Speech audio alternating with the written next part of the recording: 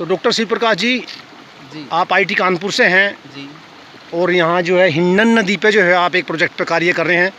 हाँ। जिससे जो है भाई हिंडन में जो गंदा पानी आ रहा है वो किस लेवल का है, उसका लेवल कहाँ तक जा चुका है, उस आप यहाँ कार्य कर रहे हैं। अभी आपने एक बात बताई है कि जो पॉपुलर का पेड़ है, यूकेलिप्टस का पेड़ है, वे लोग किस प्रकार जो है प्रदूषण को और क्या नाम जो भूगर्भ है उसको हानि पहुँचा रहे हैं।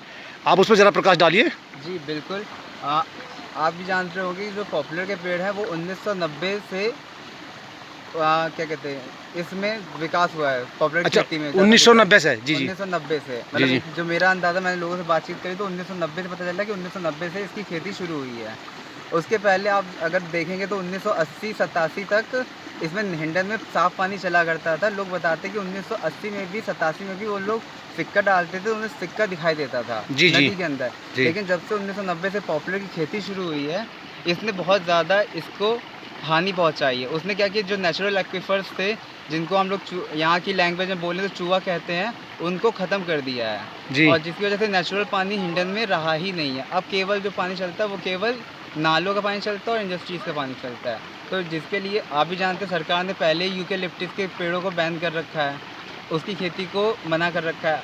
सेम पॉपुलर का भी वही हाल है। पॉपुलर लिप्टस से ज़्यादा खतरनाक है। जी। और इसलिए पॉपुलर की खेती भी, मेरा पर्सनल ओपिनियन क्या है कि अब मैं अपना पर्सनल ओपिनियन तो दे सकता हूँ वो, लेकिन क्योंकि इससे लोग अपना रोज़गार, अपना रोज़ी रोटी कमाते, तो मैं उनकी रोज़ी रोटी पे तो कुछ नहीं कह सकता। लेकिन पॉपुलर खेती जब तक होती रहेगी तब तक ग्राउंड वाटर को भी अफेक्ट पड़ेगा और नदियों को भी अफेक्ट पड़ेगा। अच्छा सर, ये बताइए, यदि अंधाधुंध तरीके से पॉपुलर की यूकेलिप्टस की खेती होती रही तो भविष्य में इसके क्या परिणाम आ सकते हैं? परिणाम यही आएंगे कि जो आजकल हम लोग को 100 फुट पे पानी पीने लायक मिलता है, वो हमें 300 फुट पे पानी पीने लायक मिलेगा।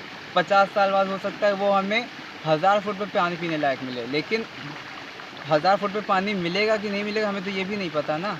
जी। तो आने वाली जनरेशन को ये बहुत बड़ी दिक्कत होने वाली है पेयजल को लेकर के, और साथ ही साथ नदियाँ तो आने वाले समय में निश्चित तौर पे ख़त्म हो जानी है। यानी पानी का बहुत बड़ा और गंभीर संकट पैदा हो जाएगा। बहुत ज़्यादा गंभीर संकट पैदा होने वाला है, जिसकी रोकथाम ज़रूरी है।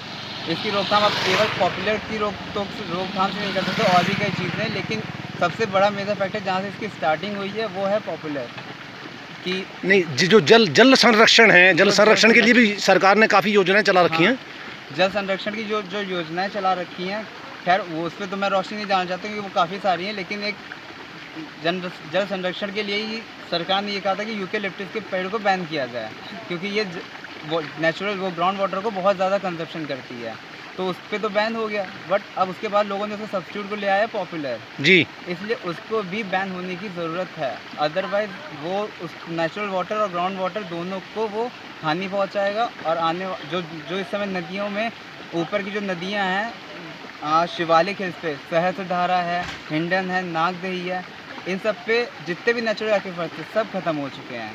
तो और ये इनका ख़त्म होने का रीज़न यही है कि वो उनका पानी नीचे तक आ ही नहीं पाता है। जी। कभी आया तो ऊपर रहा, वहीं ख़त्म हो गया, वहीं पे ग्राउंड में समा गया, आगे तक आ ही नहीं पाया। रीज़न क्या है? क्योंकि आगे इतनी सारी चीज़ें जो उसको सोख लिए रही हैं पानी। इसलिए इसकी रोकथाम बहुत ज़रूरी है।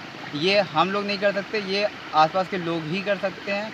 उन्हें बहुत ज़रूरत है इस चीज़ को समझने की कि वो अपने तरफ से किस तरह से इस नदी को प्रदूषित कर रहे हैं। इंडस्ट्रीज़ कर रही हैं, मिल्स कर रही हैं, लेकिन कहीं ना कहीं इंसान खुद भी कर रहा है। जी। तो दूसरों को ब्लेम करने से अच्छा है इंसान एक बार खुद पे देखे, तो ज़रूर अब भविष्य में ये नदी स्वच्छ पानी देने लगेगी। जी, ठीक है। धन्यवाद डॉक्टर साहब।